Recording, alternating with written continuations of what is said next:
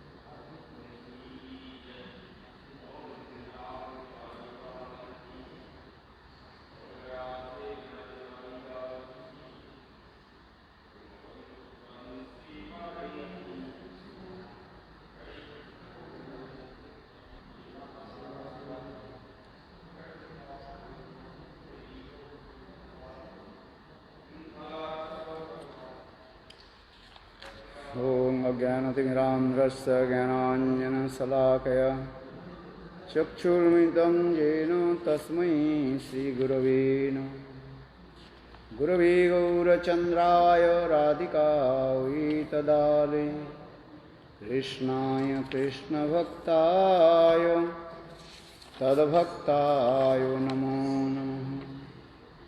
वाञ्छाकल्पतरुभ्यश्च कृपा सिन्धुभ्यैव च पतितानां पावनेभ्यो वैष्णवेभ्यो नमो नमः। नमो महावदन्नाय कृष्णप्रेमप्रदायते कृष्णाय कृष्णचैतन्य नाम्ने गौरतिसे नमः। हे कृष्ण करुणा सिंधु दीनबंधु जगत्पते गोपीश गोपिकाकांत राधाकांत नमोस्तुते। तप्त कांचन गौरांगे राधे वृंदावनेश्वरी वृषभानुसुते देवी प्रणमामि हरिप्रिये। ओं वृंदावै तुलसी देव्यै प्रिया वै केशवस्य च कृष्णभक्ते प्रदे देवी सत्तवत्यै नमो नमः।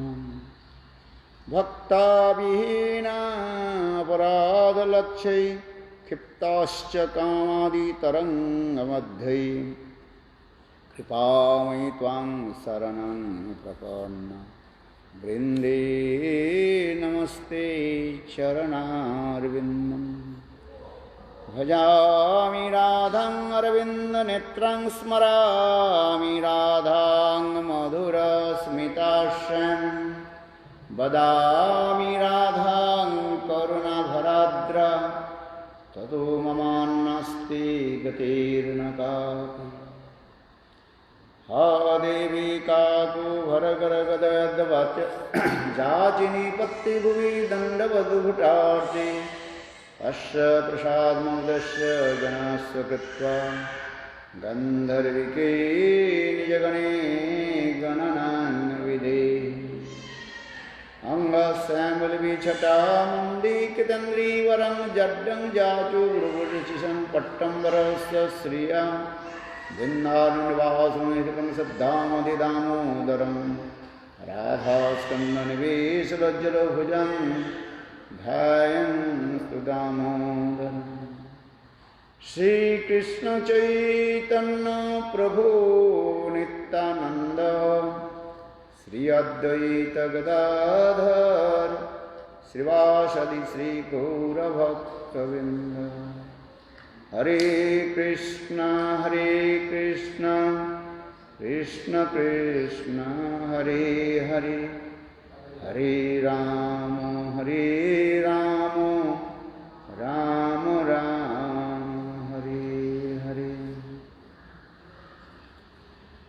सर्वप्रथम मेरे गुरुपाद पद्म नित्य लीला प्रविष्टं विष्णुपाद आष्टुकर सतस्य श्रीमद् भक्ति वेदांत श्रील वामन गोस्वामी महाराज एवं नित्य लीला प्रविष्टं विष्णुपाद आष्टुकर सतस्य श्रीमद् भक्ति वेदांत श्रील नारायण गोस्वामी महाराज के अभय चरण कमलों में अनंत कोटि साष्टांग दंडवत ज्ञापन करता हूँ। तत्पश्चात नित्य लीला प्रविष्टं विष्णुपाद आष्टुतर सतस्य श्रीमद् भक्ति वेदांत श्रील नारायण गोस्वामी महाराज श्री भक्ति प्रज्ञान के भक्ति सिद्धांत प्रभुपाद एवं समस्त वैष्णव के चरण कमलों में मेरा यथार्थ दंडवत प्रणाम स्वीकार हो।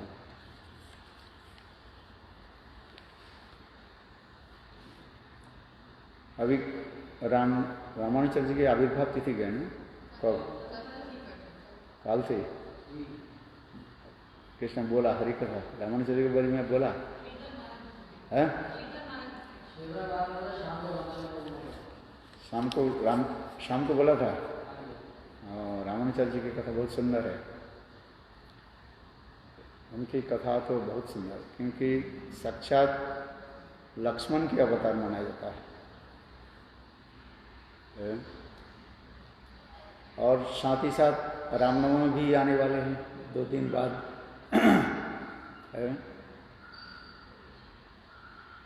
रामचंद्र की कथा भी अतीब मधुर है। मधुर चरित राम कथा। रामचरित रामायण एक ऐसे दिव्य अनूठा ग्रंथ है, सारा विश्व में, भारतवर्ष की बात छोड़ दी, सारा विश्व में ही जन जन के हृदय में राम ही मानो बैठे हुए हैं। राम की कथा इतने मधुर है, जितने भी अध्ययन करें, जितने भी श्रवण करें, जितने भी कीर्तन करें, वो कभी पूरी नहीं होती। क्योंकि भगवान रामचंद्र जगत में ऐसे एक अनूठा आदर्श जगत में स्थापन करके गए।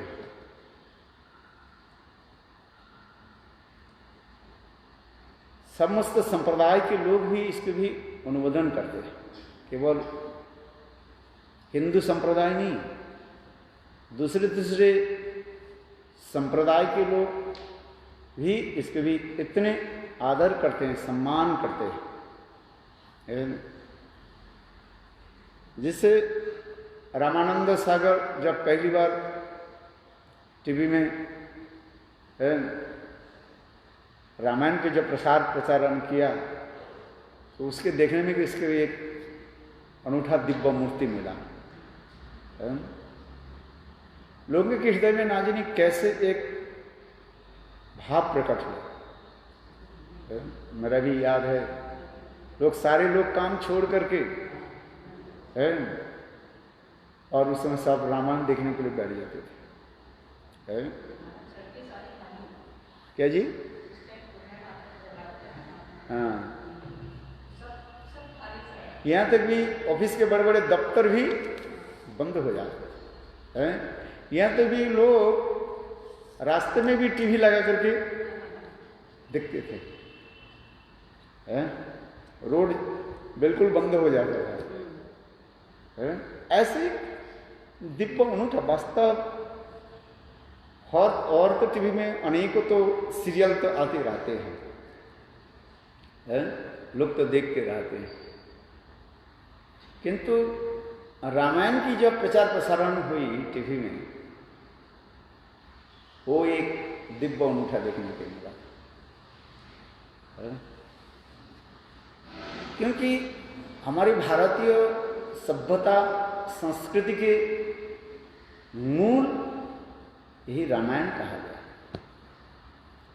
इसलिए हमारे विश्वनाथ चक्रवर्ती पाद श्रीमद् भागवत की टीका में भी लिखा है, जब तक हम रामचंद्र की आदर्श के अनुसरण अनुकरण नहीं करेंगे, हम कृष्ण लीला में प्रवेश कर नहीं पाएंगे। तात्पर्य यह है, वास्तव रूप में किसी को यदि कृष्ण लीला में प्रवेश करना है तो अति अवश्य ही रामचंद्र की आदर्श, उनकी जीवन की एक विचार वैशिष्ट के लेकर के चले, यही तात्पर्य है। क्योंकि समाज संस्कार इसके ऊपर ही गड़े हुए हैं। एक मर्यादा की विशेष वैशिष्ट भगवान रामचंद्र जगत में दर्शाया। अध्यात्म रूप में हम कुछ भी विचार भी करते हैं, ये रामायण के जितने भी स्थान अथवा भगवान रामचंद्र के जितने भी परिकर आदि, उनके जीवन चरित्र आदर्श एक दिव्य अलौकिक कहा। उसमें दो एक शब्दों में मैं पहली वर्णन करता हूं। जैसे अयोध्या की बात आती है, अयोध्या क्या है, क्या चीज, इसको भी हम अध्यात्म विचार में देखें, स्पिरिचुअलिटी।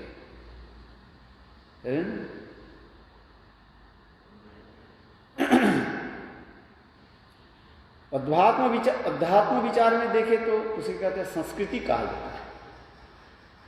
संस्कृति है कल्चर। भारतीय सभ्यता संस्कृति के कल्चर कहां से प्रारंभ हुई? यह अयोध्या से, जहां पर माता पिता के प्रति सम्मान आदर ये हमें दिखाया गया। मनुष्य जीवन की पहली सोपान समझते हो, सीढ़ी जो है, हम कैसे गुरुजनों की सम्मान करें।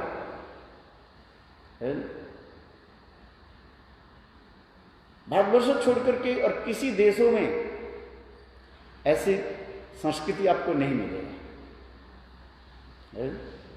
इसलिए हमारे शास्त्रों में लिखा गया, मातृदेवो भवो, पितृदेवो भवो, आचार्य देवो भवो। तात्पर्य क्या है?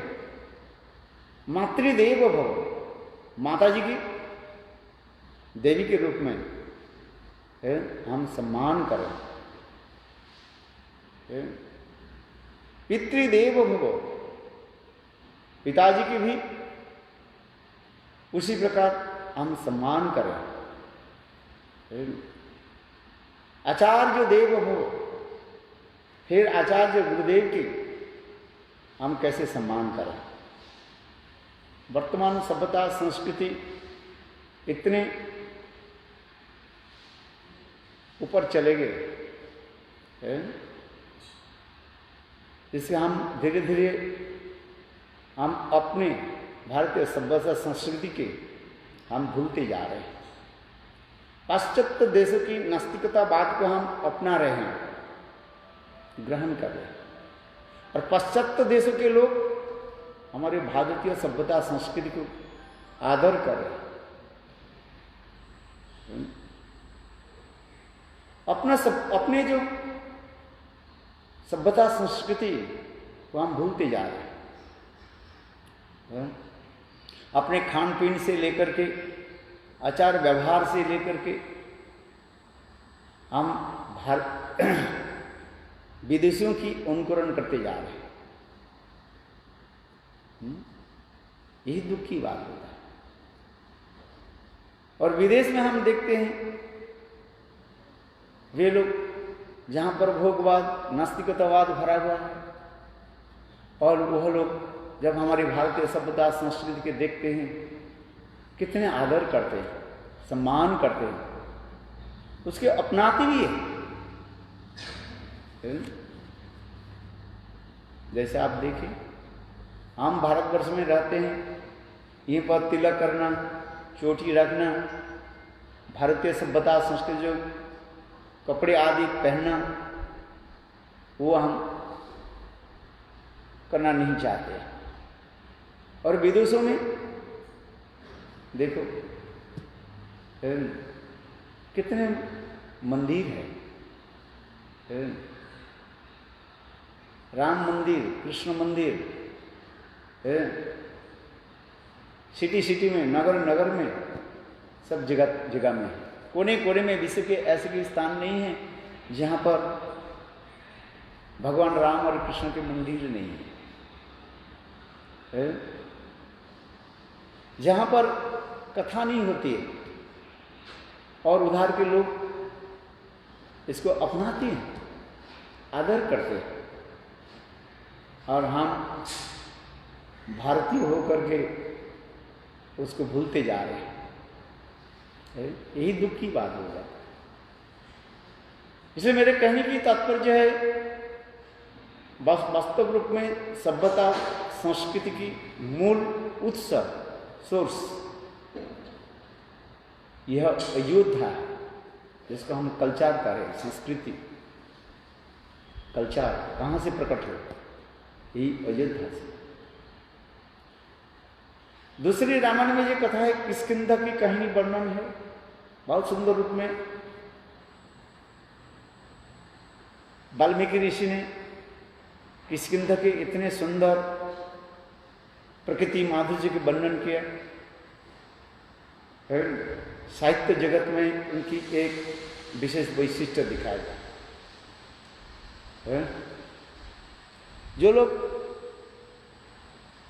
लिटरेचर लेकर के आलोचना करते हैं, पढ़ते हैं, पीएचडी आदि करते हैं, उनके तो मूल लक्ष्य उसी पर रहता है। एक किष्किंधा की प्रकृति, नेचर कैसे सुंदर है। जैसे वाल्मीकि ऋषि मूल रामायण शैव, मूल रामायण क्या है? ये वाल्मीकि प्रणीत जो संस्कृत जो है रामायण, उसके मूल रामायण कहा जाता है। उस मूल रामायण में वाल्मीकि ऋषि ने इतने सुंदर प्रकृति की जो है वर्णन किया, पेड़ पौधे से लेकर के और नदी पर्वत आदि 6 ऋतुओं की वर्णन इतने सुंदर रूप में दिए गए। साहित्य जगत में एक विशेष आधार भी कहा गया।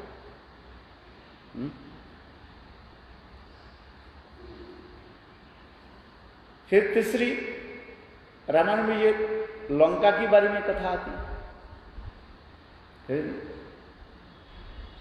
ये लंका क्या है?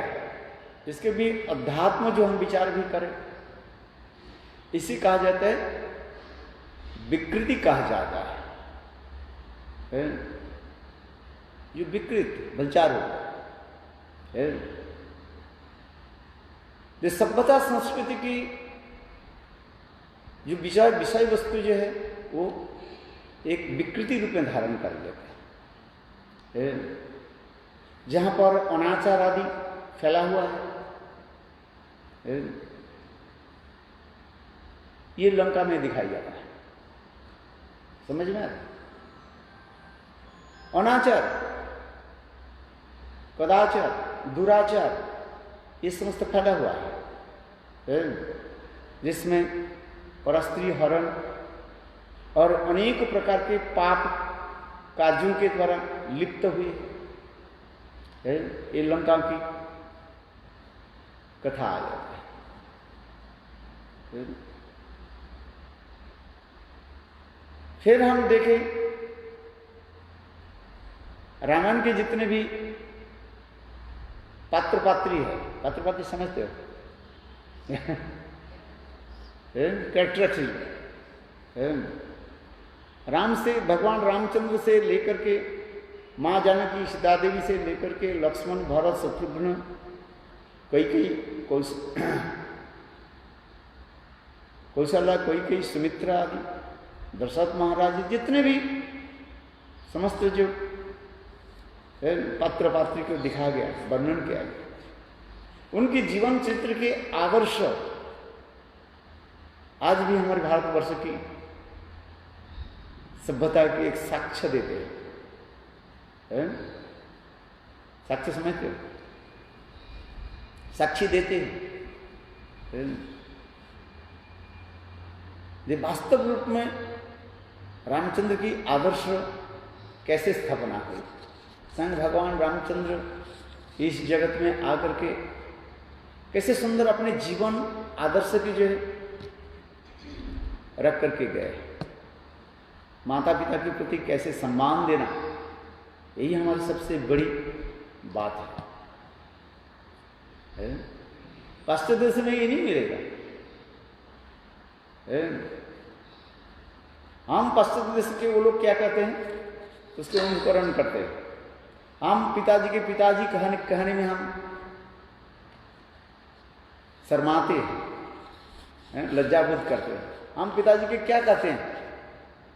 डैड कहते हैं। डैड है कि नहीं? आजकल शिक्षित समाज पिताजी के पिताजी कह करके, पिताश्री कह करके पुकारते नहीं है, कहते हैं डैड, कहते हैं डैड ने डेड, मर गया। माताजी के माताश्री कहने में हम शर्माते हैं, लज्जाबोध करते हैं। हम माताजी के क्या कहते हैं? माम, और फिर आगे जाकर के मम शब्द के और भी छोटा करके हम कहना चाहते हैं, क्या कहते हैं?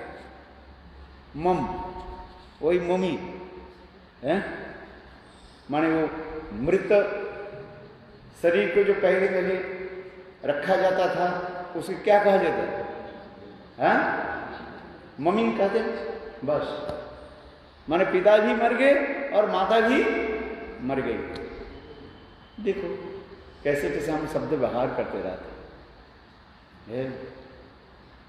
पिता सर्व पिता धर्म पिता ही परमम तप पितरी प्रतिमापन्य प्रियंते सर्वदेवता। हमारे शास्त्र में कहा है पिता सर्व स्वरूप है। पिता सर्व, पिता हमारे धर्म स्वरूप है। पिता सर्व पिता धर्म पिता ही परमम तपः। पिता हमारे साक्षात तपस्या के फल स्वरूप ही है। जिन्होंने कठोर तपस्या के द्वारा मुझे संसार में प्रकट कराया है। श्रीमद् भागवत में व्यासदेव के तपस्या के फल स्वरूप सुखदेव गोस्वामी पाद कहा गया। हमारे विश्वनाथ चक्रवर्ती पाद लिखते हैं,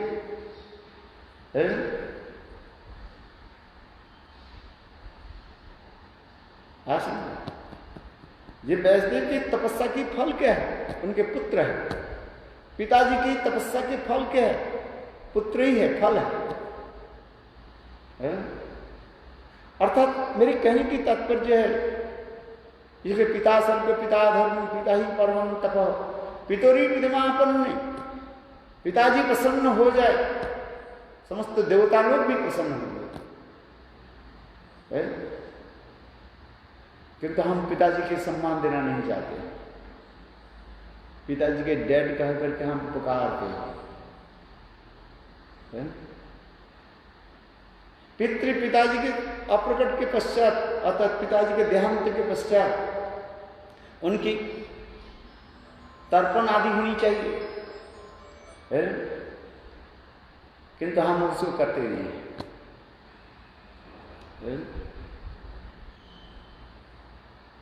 किंतु भगवान रामचंद्र ने देखा है, दशरथ महाराज के देहांत के पश्चात स्वयं भगवान रामचंद्र सरयू नदी में जाकर के और उनके पिताजी के लिए तर्पण भी कराया, दिखाया गया कि पिताजी के लिए हम ऐसे अस्थि विसर्जन आदि ये सब दिखाते हैं। ये सब करना चाहिए, जो कर रहे हैं तो बहुत आनंद की बात है, और जो नहीं करते हैं उसके लिए दुख की बात है। भगवान रामचंद्र ने इतने दिखाए। ये कहते पिता सर्व पिता धर्म पिता ही परमं तप पितरी विदमापन्य प्रियंते सर्व देवता। पिता प्रसन्न हो जाए तो सब देवता लोग भी प्रसन्न होते हैं। कहीं पिताजी के प्रति तनिक भी हमें कष्ट न हो, तनिक भी कहीं असम्मान शब्द प्रयोग न हो, उससे भी अधिक इसके सम्मान होने चाहिए माता जी के प्रति। मातृ ऋण कोई चुका नहीं सकते, सप्त जन्म अवधि। एक माता जी के ऋण चुकाने के लिए 7 जन्म लेना पड़ता है। कोई ठीक ठीक से माता जी की सेवा करे और एक माता जी के ऋण को चुकाने के लिए 7 जन्म लेना पड़ता है। तो यहां पर कहते हैं 7 जन्म हो तो 7 तो मां हो जाए, 7th मदर है। तो मां के ऋण कैसे अब चुकाओगे? ये संभव नहीं है। इसलिए श्रीमद् भागवत में भी कहा गया पितृ ऋण मातृ ऋण से कोई मुक्त हो नहीं सकते।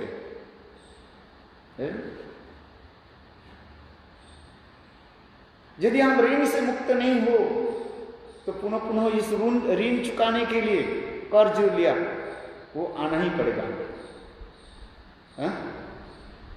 किसी से मैं कर्ज ले लिया, उधार लिया और उसके नहीं दिया तो उसके चुकाने के लिए कितने जन्म लेना पड़ेगा किसी से? जैसे मैं ये कथा सुनाती हूँ ना, कौन सा कथा? हाँ,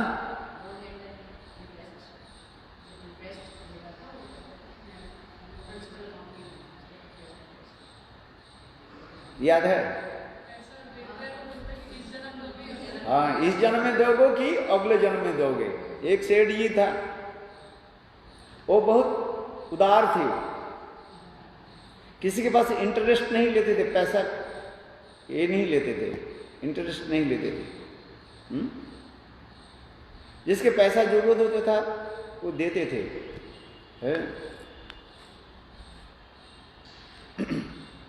किंतु उनके पास एक नियम था, जो कोई पैसा उधार लेने के लिए आते थे वो इतने ही कहते थे, भाई तुम तो पैसा ले रहे हो, इस जन्म में चुकाओगे कि अगले जन्म में?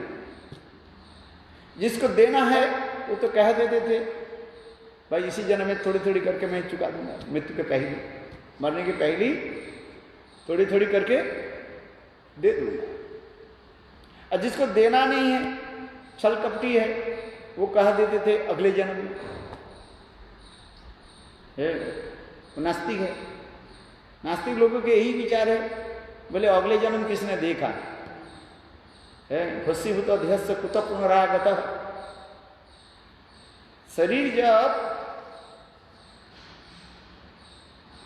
क्षय माने ये हो जाएगा, हम जब मर जाएंगे उसके शरीर को क्या करेंगे? जला देंगे है, अथवा मिट्टी के नीचे गाड़ देंगे है? तो हमारे शरीर क्षय भस्म हो जाएगा, ट्रांसफर इन एसेस है। तो शरीर जब छाई भस्म हो जाएगा, कौन आएगा किसके ऋण चुकाने के लिए? इसलिए कहते हैं भस्मीभूत देहस्य कुतः पुनरागतः ऋणम कृत्वा घृतं पिबेत् यावत् जीवेत् तावत् सुखेत् भस्मीभूत देहस्य कुतः पुनरागतः। ये नास्तिक लोग के विचार है। आत्मा उसके अंदर जो आत्मा है उसको पता ही नहीं। आत्मा एक शरीर छोड़ करके दूसरे शरीर में जलते जा रहे हैं कर्म संस्कार के लेकर के, किंतु नास्तिक लोग के विचार नहीं है। नास्तिक लोग केवल इस स्थूल शरीर को देख रहे हैं। इस स्थूल शरीर के अंदर एक सूक्ष्म शरीर और उस सूक्ष्म शरीर के अंदर आत्म शरीर का है? ये विचार नहीं करते। इसलिए दुष्ट लोग, नास्तिक लोग दूसरे की धन संपत्ति हड़प लेते हैं अथवा अनेक प्रकार के दुष्कर्म आदि करते हैं। वही सोचते हैं हमारी यही अंतिम जन्म है, किंतु कर्म चक्र घूमता रहता है। तो सेठ जी के पास कोई भी आते थे, सेठ जी इतने ही प्रश्न करते थे,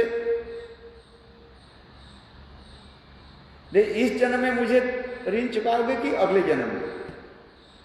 जब मैंने कहा था जिनको देना है वो कहते थे इस जन्म में थोड़ी थोड़ी करके चुका देंगे, और जिसको देना नहीं है कहते अगले जन्म में। एक दिन एक चोर आ गया, दुष्ट व्यक्ति, तो सोचने लगे थे बहुत अच्छी की बात है, झूठ मूठ करके कहने लगे मेरे बेटी की शादी कराना, कुछ पैसा दो सेठ जी। सेठ जी बोले जाओ मुनीम जी के पास जाओ। मुनीम जी लिखा चुका करते हैं, मुनीम जी के पास जाओ, मुनीम जी के पास लिखवा दो केवल इतना, ये इस जन्म में दोगे कि अगले जन्म में? वो चोर, उसको तो देना ही नहीं था, उन्होंने कहा दिया अगले जन्म में दे देंगे। मुनीम जी लिख लिया अगले जन्म में दे देंगे।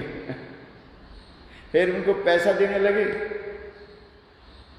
जब पैसा देने के लिए तिजोरा होते हैं ना, है, उससे जब पैसा निकाल करके उनको देने लगे, उनके तो आंख जो बड़े बड़े हो गए। बोले इतने पैसा भरा हुआ है सेठ जी का, सेठ जी का अलमारी में इतना पैसा भरा हुआ है। अच्छा, रात को आएंगे सब लूटपाट करके ले चले जाएंगे। वो चोर चले गए। फिर रात को आकर के जहाँ पर गाय, सेठ जी के गाय भैंस बंधा रहता है, उसे क्या बोलते हैं? तबेला बोलते हैं। वहीं पर अपेक्षा करने लगे, आधी रात तक बैठे रहे। जब लोग खा पी करके सब सो जाएंगे, गाढ़ निद्रा में सो जाएंगे, और उस समय में सेठ जी के सारी लूट करके ले चले जाएंगे, है? किंतु वो चोर जो है पशु के भाषा वो जानते थे, है? तो वो एक बार वो जब तबेले में जब बैठे और एक गाय दूसरे गाय के साथ बात होने लगी। एक गाय दूसरे गाय को कहने लगी तू कहाँ से आई? बोले फलाना गांव से। बोले तू कहाँ से आई? फलाना गांव से। अच्छा तू ये बता, तू गाय होकर क्यों यहाँ पर जन्म लिया, क्या कर रही है? दूसरी गाय कहने लगी देखो पिछले जन्म में मैं सेठ जी से झूठ मूठ कह करके पैसा लिया था। मैंने कहा था अगले जन्म में दे दो। भाई ये कर्मफल है, कहाँ जाएगा? हाँ, इसलिए मैं मनुष्य शरीर छोड़ करके गाय पशु होकर जन्म लिया, और एक एक खून को दूध के रूप में मैं सेठ जी को देकर उसे ऋण चुका रही है। वो स्वयं गाय कहने लगी मेरे खून की जो है दूध के रूप में आ गई, और उसी दूध को जो मैं सेठ जी के दे, मैंने उसी से मेरे ऋण चुका रही हूं। चोर विचार करने लगे अच्छा, तो इसके मतलब अगले जन्म में मुझे भी गाय भैंस होकर जन्म लेना पड़ेगा। तो चोर भी समय भाग्य बोला जरूरत नहीं है।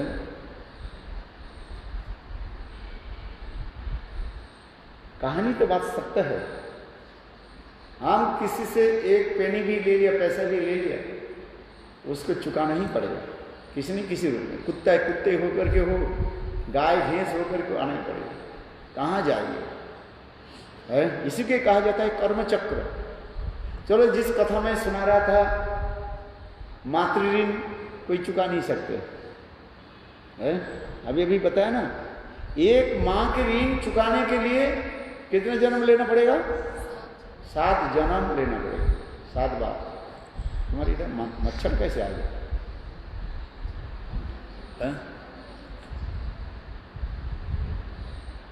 7 जन्म लेना पड़ेगा। और 7 जन्म मेरा 7 तो माँ हो जाए। 7 माँ होगी कि नहीं? है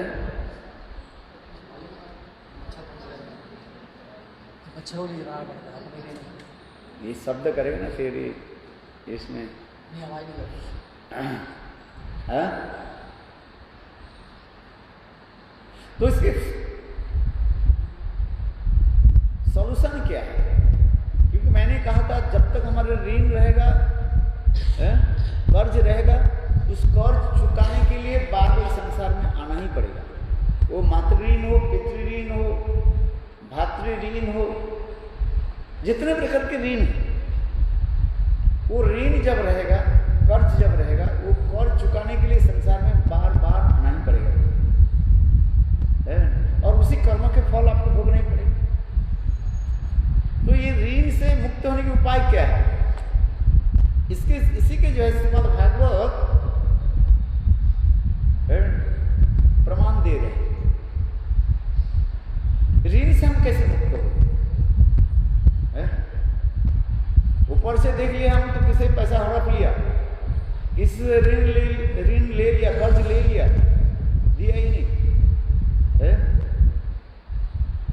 किंतु बार बार हमको आना पड़ेगा संसार में। गाय भैंस कुत्ते होकर के, गधे होकर के भी जन्म लेना पड़ेगा उनके घर में। जब तक ऋण शोध पूरा नहीं हो जाए, ऋण से मुक्त नहीं हो, तुम नहीं जा नहीं सकते, देना ही पड़ेगा। समझ में आ रही है? तो श्रीमद् भागवत इसके कह रहे हैं, सॉल्यूशन क्या दे रहे हैं? देवर्षि भूताप्त नाम लेना। कोई जीव जन्म जब लेते हैं, मनुष्य मनुष्य के लिए कह रहे हैं, जब उसके 6 ऋण हो जाता है हमारे पास। देव ऋण, हम देवता के निकट ऋणी बन जाते हैं। देवता लोग हमें पानी देते, हवा देते, इसलिए देव ऋणी हो जाते हैं। ऋषि ऋण, संत महात्मा यज्ञ आदि करते हैं, इसे वेदांत वातावरण जो है सुंदर शुद्ध रहता है, विशुद्ध रहता है। इसलिए देव ऋण, ऋषि ऋण, आप्त ऋण, परिवारजनों के साथ हम रहते हैं,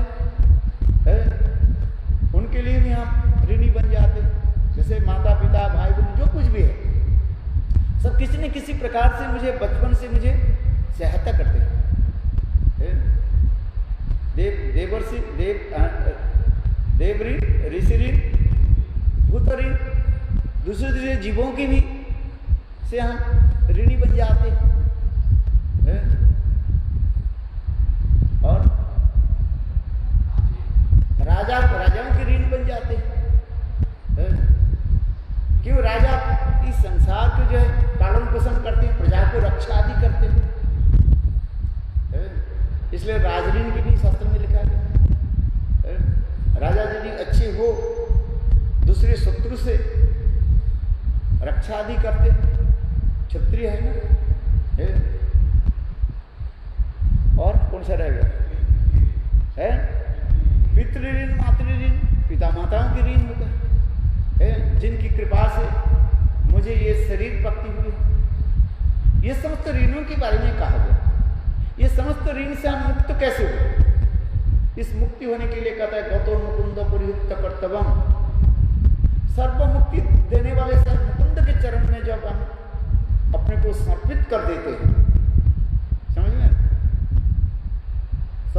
मुकुंद समर्पित, जब हम सब कुछ भगवान मुकुंद के चरण में हम समर्पित कर देते हैं तो समस्त ऋण से हम मुक्त हो जाते हैं। कि सभी मुकुंद यानी भगवान के चरण में सब ऋणी हैं, और भगवान के चरण में हम जब समर्पित कर देते हैं तब हम उस ऋण से मुक्त हो जाते हैं। समझ में आया? आप किसी ने 5,000 रुपये लिया था है? और वो व्यक्ति और दूसरे से 5,000 रुपये लिया था, तो उसे कहता भाई तुम्हारे ऋण इसको दे दो पैसा, तो हो गया। समझ में आया कि नहीं?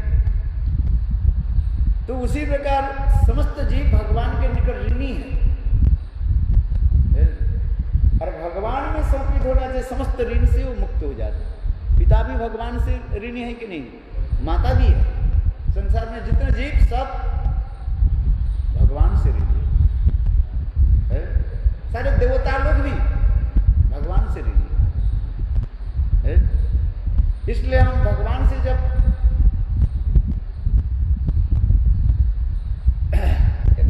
अपने को समर्पित कर, भगवान में जब समर्पित कर देते हैं, समस्त ऋण से अपने आप मुक्त हो जाते हैं। इसलिए श्रीमद् भागवत में यह श्लोक के दिखा रहे हैं, गतो मुकुंद परिहित कर्तव्य।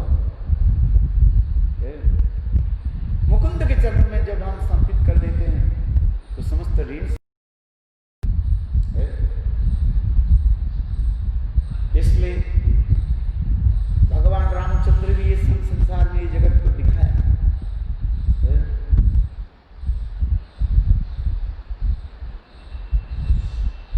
इसलिए समस्त एक एक भी दिखाया गया।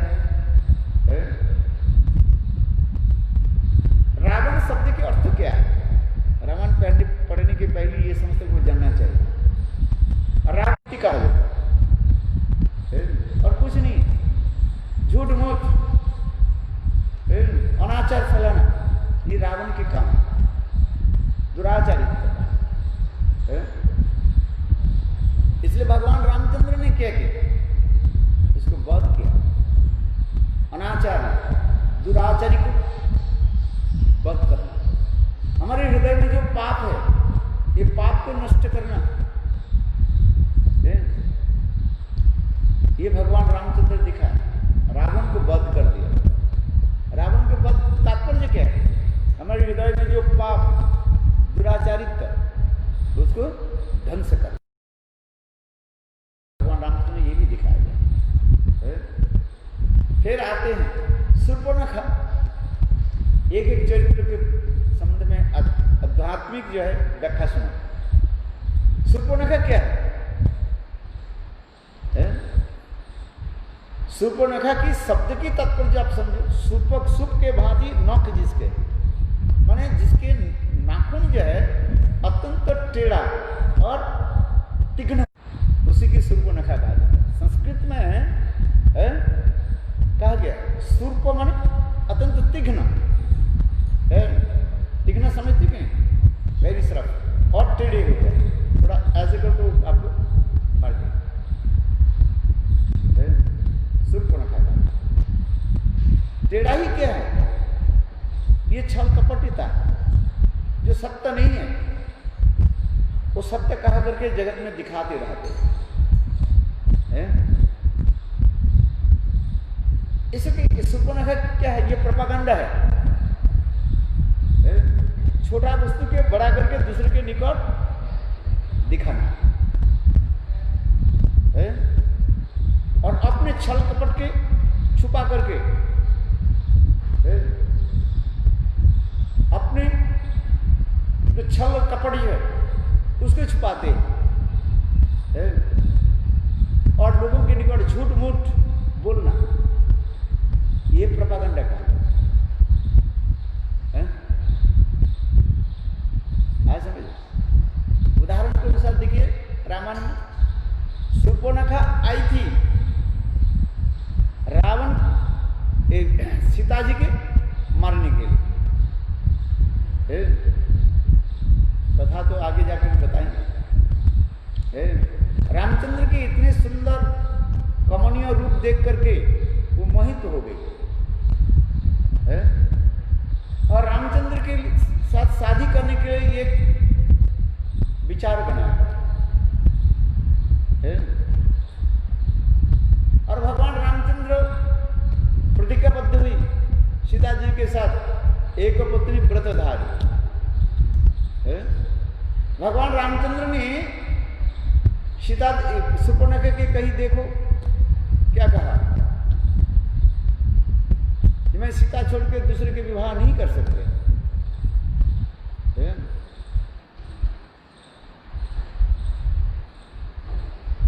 तो लक्ष्मण के पास गई। लक्ष्मण क्या बोले, देखो मुझे शादी करने से तुम्हारा फल कुछ नहीं होगा, तुम्हारा अभिष्ट नहीं होगा है? क्योंकि मैं दास हूं और मैं दास होने के नाते तुम्हें दासी बनना पड़ेगा, दासी बनना पड़ेगी है?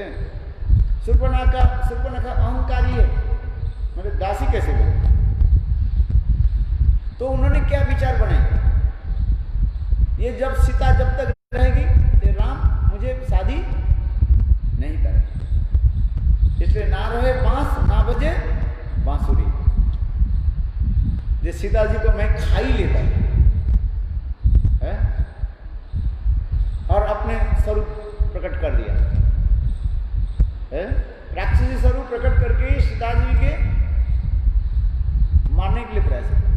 और भगवान रामचंद्र की इशारा से लक्ष्मण ने उनको नाक और कान को काट दिया। भाई किसी के देखो, एक नारी की सौंदर्य किसके ऊपर निर्भर करता है? किसके ऊपर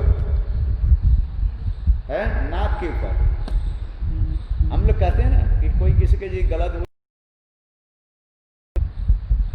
है, कहते कि नहीं कहते है? अरे तुमने ऐसे काम किया है,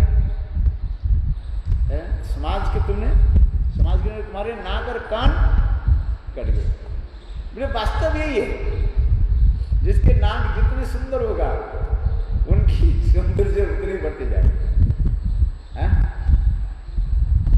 है कि नहीं? नाक और कान कट जाए तो सौंदर्य तक हानि, बाहर की फल कहा जाता है, जिसे कहा जाता है, क्या कहते हैं इसको? आगंतुक फल कहा जाता है। आगंतुक शब्द समझ में आता है? गौण फल कहा जाता है।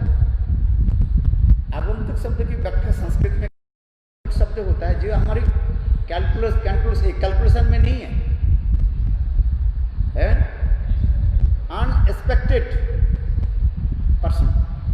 जैसे आप घर में रसोई बनाई, अपने परिवार में मानो 5 व्यक्ति है, 5 व्यक्ति के लिए आपने रसोई बनाई है, और अचानक दोपहर के समय और एक व्यक्ति आ गया, उस व्यक्ति को क्या कहा जाता है?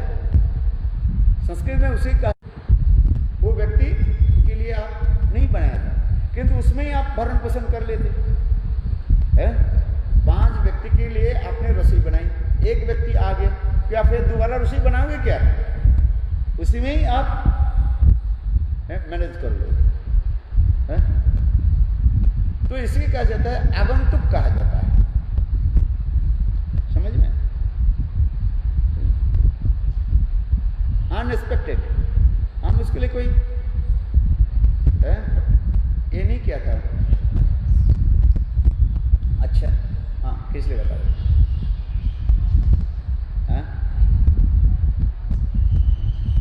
क्या? हाँ, भगवान के नाम के जो मैंने कहा था, नाम की जो फल देते हैं, ये संसार की वस्तु जो दे देना है, इसमें कहा जाता है क्या है? बहिर्फल कहते हैं, गौण फल। इसको गौण फल कहा जाता है। किंतु नाम करने के नाम के जो फल, जो कृष्ण प्रेम, यही मुख्य है। एक मुख्य फल होता है और एक गौण फल होता है। नाम ग्रहण करने के 2 फल होता है, एक गौण फल और एक मुख्य फल। मुख्य फल जो है कृष्ण प्रेम प्रदान करना है। ये शुद्ध नाम जब होगा तब दे दे,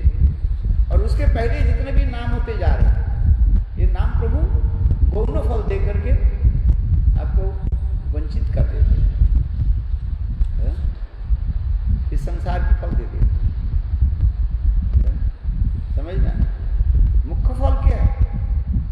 कृष्ण प्रेम।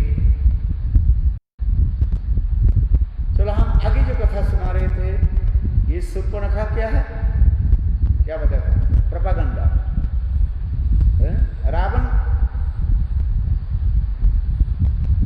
रावण के पास जाकर के उन्होंने उल्टी सीधी बोली। रामायण पढ़ो ना आप, रामायण पढ़ो, देखो शूर्पणखा रावण के पास जाकर के बिल्कुल उल्टी कथा सुना रही। आई थी रामचंद्र से विवाह करने के लिए, और उधर जाकर के क्या बोले देखो दंडकारण्य में एक ब्रह्मचारी है, 2 ब्रह्मचारी है, और उनके पास एक सुंदर रमणी है, और वो सुंदर स्त्री इतने सुंदरी है, वो तुम्हारी केवल एक मत योग्य है। इसलिए मैं उनको उठा करके लेकर के आना चाहती थी, और उन्होंने मेरा क्या कर दिया, नाक और कान को कर दिया, मुझे कुरूपा कर दी। उल्टा बताया कि नहीं पता? भगवान रामचंद्र जी उनको नाक और कान जो कटा लक्ष्मण के द्वारा, किसने कटा? सीता जी के जब वो आक्रमण करने लगे, लेकिन वो बात नहीं बताई, उल्टा कथा बताया। और ऐसे उल्टी सीधे बताने से रावण के क्या हुआ? क्रोध बढ़ गया। हम इस संसार में देखते हैं कुछ लोगों की ऐसी शूर्पणखा की वृत्तियां हैं। एक तो छोटा वस्तु के बड़े करके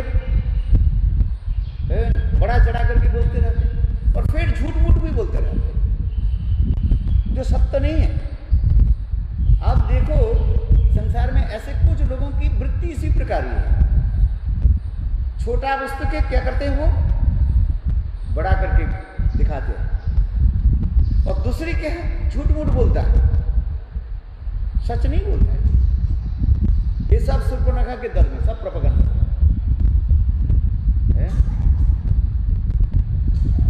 एक शब्द में भी कहा दिया, ये आजकल जो जितने मीडिया होते हैं ना, इनके यही काम है। सत्य बोलो तो मारे लट्ठा, सत्य है कि नहीं? देखो ये लोग कहते हैं फोटो ले रही, जहां पर पानी भरा हुआ है ना वहीं पर, और पूरा कर देंगे। देखो यहाँ पर बारिश में पूरा ये गांव डूब गया। लोग आकर्षित करते हैं, इनके ही काम।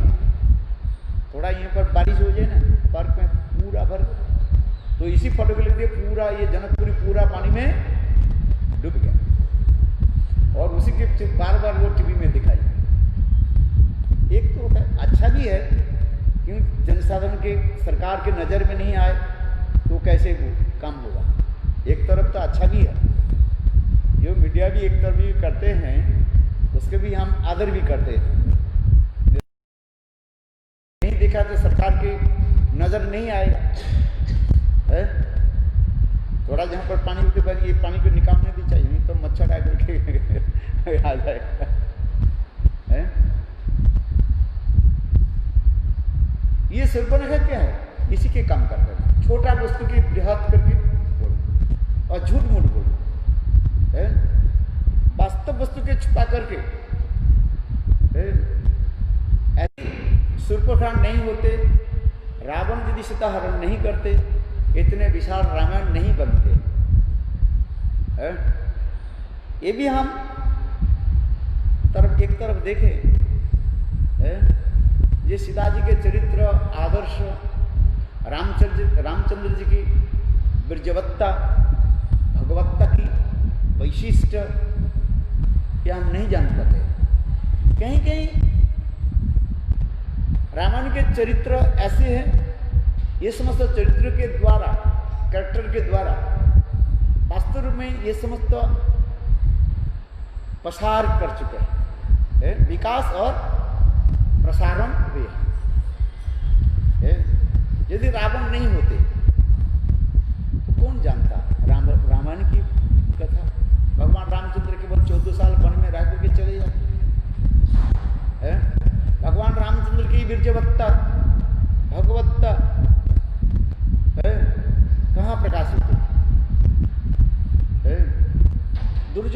रहते द्रौपदी की महिमा, महाभारत की जो रचना कहाँ होते, गीता की जो सार कहाँ प्रकाश होते, कुरुक्षेत्र युद्ध यदि नहीं होते तब एक गीता की सार हम कहाँ जाए। इसलिए शास्त्र की तात्पर्य हम यही जानते हैं, अन्याय और व्यतिरेक रूप में,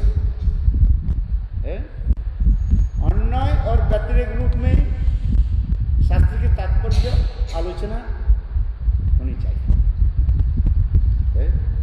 श्रीमद् भागवत में चतुश्लोकी भागवत में आ रहे हैं अन्याय व्यतिरेक, अन्याय रूप में, डायरेक्ट और इनडायरेक्ट रूप में ये समस्त प्रचार है। विरोधी पक्ष नहीं रहे तो वास्तव रूप में कार्य की प्रगति आगे नहीं बढ़ेगा। आज हम सभ्यता संस्कृति में देखें, विरोधी पक्ष जितना स्ट्रांग होगा तो सभ्यता संस्कृति वो उतना ही आगे प्रगति में तरफ जाएगा। प्रगति समझते हो, प्रोग्रेस होती जाए, क्योंकि जो विरोधी पक्ष उसके हमारे उंगली उठाएंगे, तुम्हारे ये काम कमी रह गई, इसमें कमी रह गया, हमारी कमी क्या कहाँ पर है, कौन दिखाएंगे? विरोधी पक्ष दिखाएंगे। हमारे अनुगत जनता हमारे दोस्त को नहीं उठाएंगे, दिखाएंगे, किंतु विरोधी पक्ष क्या करेंगे? उंगली उठाएंगे और उंगली उठाए करके हमें बताएंगे ये तुम्हारी इसमें कमी रहा है। क्या राजनेता से लेकर के, राष्ट्र नेता से लेकर के समाज संस्कार में, यह तो ये अध्यात्म जीवन में भी देखा जाता है, विरोधी की जरूरत है। हम जहां जहां भी देखते हैं विरोधी लोग जहां पर रहते हैं वहीं पर हमारे दोस्त हमें मौनम सम्मति लक्षणम, चुपचाप बैठे हुए, प्रतिवाद नहीं किया। किंतु भीम ने उसी सभा में किसने पहले प्रतिवाद किया? भीम ने गदा उठाया, बोले मैं अभी चकनाचूर कर देता हूं। इसलिए कहा जाता है किसी किसी व्यक्ति के योगी मत है, सत्य के ऊपर आप तो उसमें भीष्म पितामह ने करे बेटी तुम क्यों हंस रही हो? भाई एक संसार में स्त्रियों के हंसना ये कोई साधारण नहीं होती है। स्त्रियों की हंसना रोना में ये एक विशेष वैशिष्ट रहता है, महाभारत में इसमें दिखा रहे। और विशेष करके द्रौपदी तुम क्यों हंस रही हो? कोई नहीं, कोई विशेष बात छिपी हुई है। स्त्रियों की हंसना रोना में विशेष बात रहती है, महाभारत में कथा नहीं आ रही। तो उस समय द्रौपदी ने कहने लगी, भीष्म पितामह आप तो आज रण सज्जा में आप सोए हुए और सुंदर सुंदर उपदेश बात कर रहे हैं, सुना रहे हैं। किंतु जब उस भारी सभा में मेरे वस्त्र नग्न करने के लिए यही दुर्योधन दुशासन, वहीं पर तो दुर्योधन दुशासन थे ना,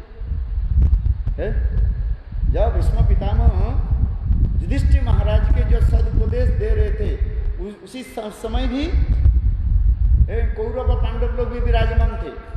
इसलिए द्रौपदी उंगली उठा करके कह रही है यही दुर्योधन दुशासन उसी सभा में तो थे जिस समय मुझे नग्न कराने के लिए प्रयास कर रहे थे लोग। क्या आप एक बार कोई सदुपदेश नहीं दिया? क्या एक शब्द आपने कही दे दुर्योधन तुम ये क्या काम कर रहे हो? ये राजसभा है, ये हस्तिनापुरी है, पवित्र स्थान है। ये नारियों के अपमान करना जो तुमने शब्द कही वो तो अतीव घृण्य शब्द का है। कोई स्त्रियों की एक कुलवधि के ये शब्द कहना नहीं है। जो वेश्या है, दुर्योधन ने उसको ये शब्द कहा है? और उसके कौन समर्थन और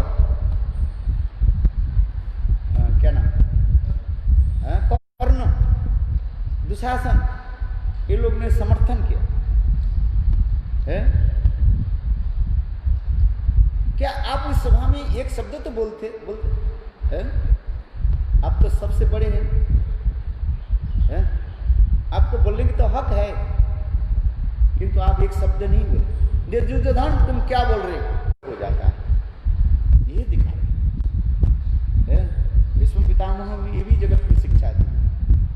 हमारे महाप्रभु भी संग कहने लगे, विषय रन्न खाए दे मलिन है मन, मलिन मने कृष्ण न स्मरण। अभक्त की द्रव्य ग्रहण करने से, खाने से चित्त मन अपवित्र हो जाता है, इसलिए भागवत स्मरण नहीं हो। पवित्र वस्तु भगवान को अर्पित होता है, और वो पवित्र वस्तु भगवान को अर्पित होने से महाप्रसाद ग्रहण आदि के द्वारा हमारे चित्त मन पवित्र होता है। यही दिखा दिया। हम दोनों तुलनामूलक आज आलोचना कर रहे हैं, रामायण और महाभारत। भारतीय सभ्य संस्कृति में ये दो बड़े जो है ग्रंथ कहा गया। ये ग्रंथ नहीं है, साक्षात हमारे भारतवर्ष की आदर्श माना जाता है। कंपैरेटिवली इसको हम आलोचना करके देखें, रामायण और महाभारत की विशेष वैशिष्ट क्या है। रामायण में क्या दिखा रहे हैं और महाभारत में क्या दिखा रहे हैं। भारतवर्ष में दो जो महाग्रंथ, जो महापुराण कहा गया, ये रामायण महाभारत, इसको हम कंपैरेटिवली आलोचना करें। और प्रेमानंद हरे कृष्ण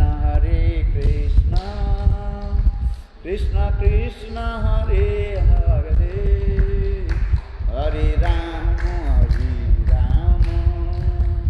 राम राम हरे हरे,